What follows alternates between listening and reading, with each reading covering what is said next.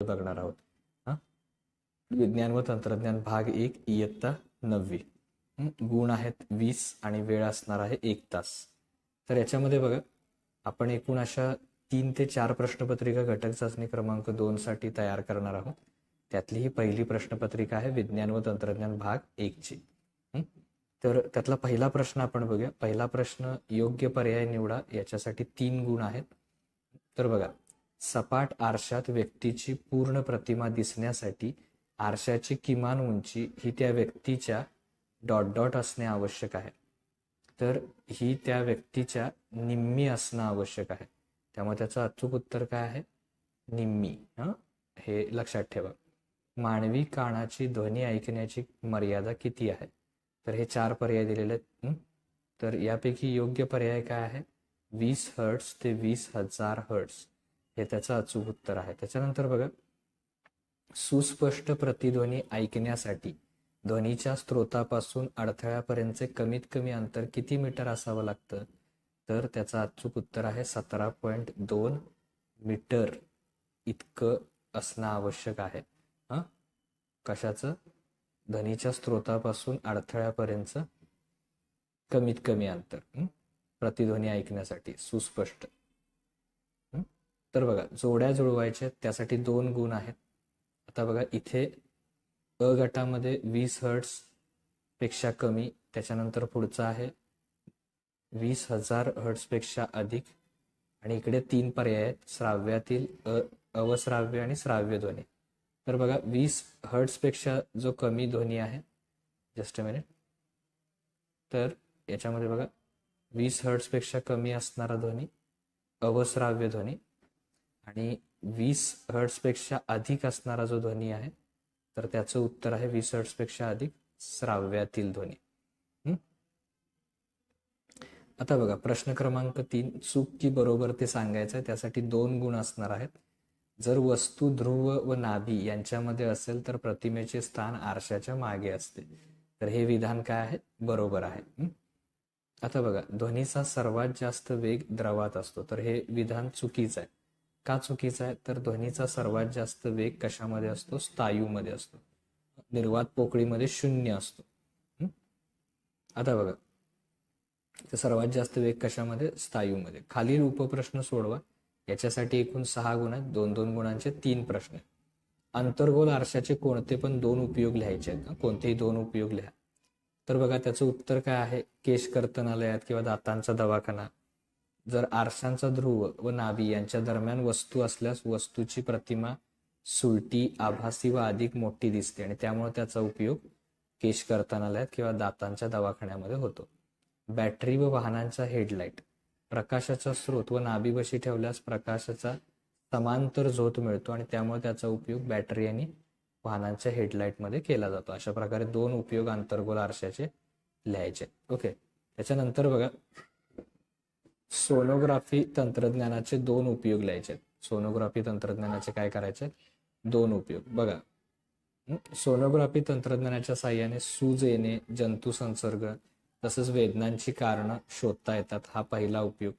हृदयाची स्थिती, हृदयविकाराच्या झटक्यानंतरची हृदयाची अवस्था, तसंच गरोदर स्त्रियांच्या गर्भाशयामध्ये होणारी गर्भाची वाढ पाहण्यासाठी या तंत्रज्ञानाचा उपयोग केला जातो. त्यातला तिसरा आता बघा, टिपा लिहा. सपाट आरशावर टिपा लिहायचे. तर सपाट आरसा, दैनंदिन जीवनात अनेक ठिकाणी सपाट आरशाचा वापर केला जातो. हा पहिला मुद्दा. सपाट गुळगुळीत काचेच्या मागील पृष्ठभागावर कुठला थर लावला जातो? बघा, ॲल्युमिनियम किंवा चांदीच्या धातूचा परावर्तक लेप दिला जातो मागील पृष्ठभागाला, आणि त्यामुळे सपाट आरसा तयार होतो. आता बघा, परावर्तक पृष्ठभागाची ही बाजू अपारदर्शक करण्यासाठी व पृष्ठभागास संरक्षण म्हणून धातूच्या परावर्तक लेपावर लेड ऑक्साईडचा लेप दिलेला असतो. अशा प्रकारे तो आरसा तयार केलेला असतो, ओके, जेणेकरून सुस्पष्ट प्रतिमा त्याच्यामध्ये दिसावी. आता बघा, पुढचा प्रश्न आहे, कारणे द्या. त्याच्यासाठी 4 गुण आहेत. चित्रपटगृह, सभागृह यांची छते वक्राकार स्वरूपाची बनलेली असतात. त्याचं कारण लिहायचं आहे, शास्त्रीय कारण लिहायचं. आता बघा, कुठल्याही इमारतींचं छत किंवा भिंती यावरून ध्वनी तरंगाचं परावर्तन होऊन एकत्र होऊन काय करतात? त्या निनाद निर्माण करतात. म्हणजे जे इमारत आहे त्याच्यामध्ये प्रत्येक पृष्ठभागावर ध्वनी काय होतात, आदळतात आणि त्यातून काय होतात, पुन्हा पुन्हा परावर्तन होऊन त्यातून निनाद तयार होतो. म्हणजे गोंधळ निर्माण करणारा आवाज तयार होतो. त्यामुळे वर्तीत ध्वनी एकमेकांमध्ये मिसळून सुस्पष्ट नसणारा आणि महत्तेचा ध्वनी निर्माण होतो त्या खोलीमध्ये. म्हणजे काही स्पष्ट आवाज त्यातनं ऐकू येत नाही. या प्रकारचा अनावश्यक निनाद टाळण्याच्या हेतूनं काय केलं जातं, हा निनाद टाळण्यासाठी छतं जी आहेत, चित्रपटगृह, सभागृह ही वक्राकार स्वरूपाची केलेली असतात. त्यानंतर दुसरा बघा, अंतर्गोल आरशाच्या साह्याने कागदावर सूर्याची प्रतिमा घेतल्यास काही वेळाने कागद पेटतो. त्याचं कारण सांगायचं. बघा, सूर्य पृथ्वीपासून अतिशय दूर असल्यानं त्याची पृथ्वीकडे येणारी किरणे परस्परांना समांतर असतात. समांतर रेषेमध्ये ती किरणं येत असतात आणि अंतर जास्त आहे. आता सूर्यप्रकाशात उष्णता प्रारणीय असते, म्हणजे त्या सूर्यकिरणांमध्ये उष्णता सुद्धा काय असते, प्रचंड असते. आता अंतर्गोल आरशाच्या साह्यानं काय होतं, ही जी अशी समांतर येणारी किरणं आहेत ती त्या अंतर्गोल आरशाच्या साह्यामुळं एकत्रित एकटवली जातात आणि एका नाभीपाशी काय होतात, एकत्र येतात. एकत्रित झाल्यामुळे ती उष्णता प्रचंड एकाच बिंदूवर काय होते, प्रचंड प्रमाणात वाढते आणि त्यातून कागद तो पेटतो.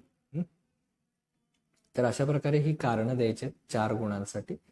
आता बघा, खालील उपप्रश्न सोडवा. 3 गुणांचा प्रश्न आहे.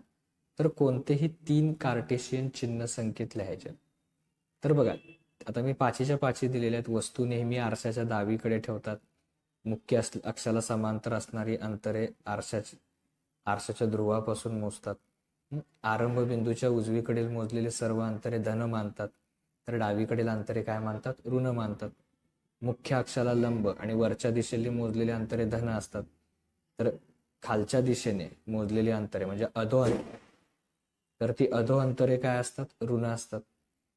आणि शेवटचं, अंतर्वक्र आरशाचे नाभीय अंतर ऋण असते, तर बहिर्वक्र आरशाचे नाभीय अंतर काय असते, धन असते. तर यातील कोणतेही 3 तुम्ही 3 गुणांसाठी काय करायचे, लिहायचे. 4 गुणांसाठी आलं तर 4 लिहायचे.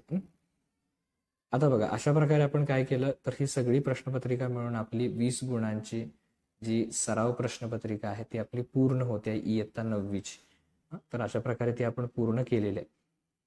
तर पुढील व्हिडिओमध्ये आपण काय करूया, तर 9वीचे इतर विषयांचे जे चाचणीचे व्हिडिओ आहेत ते सुद्धा बनवूया. त्यासाठी चॅनल सबस्क्राईब करा आणि इतर विषयाच्या प्रश्नपत्रिकाची लिंक खाली डिस्क्रिप्शनमध्ये दिलेली असते, तिथे जाऊन तुम्ही बघू शकता. ओके, त्यामुळे अशा प्रकारे आपण ह्या सगळ्या विषयांच्या अशा प्रश्नपत्रिका आपण काय करणार आहोत, बघणार आहोत. त्यासाठी चॅनल सबस्क्राईब करा, बेल आयकॉन प्रेस करा, जेणेकरून येणाऱ्या प्रत्येक व्हिडिओची नोटिफिकेशन तुम्हाला मिळून जाईल. थँक्यू.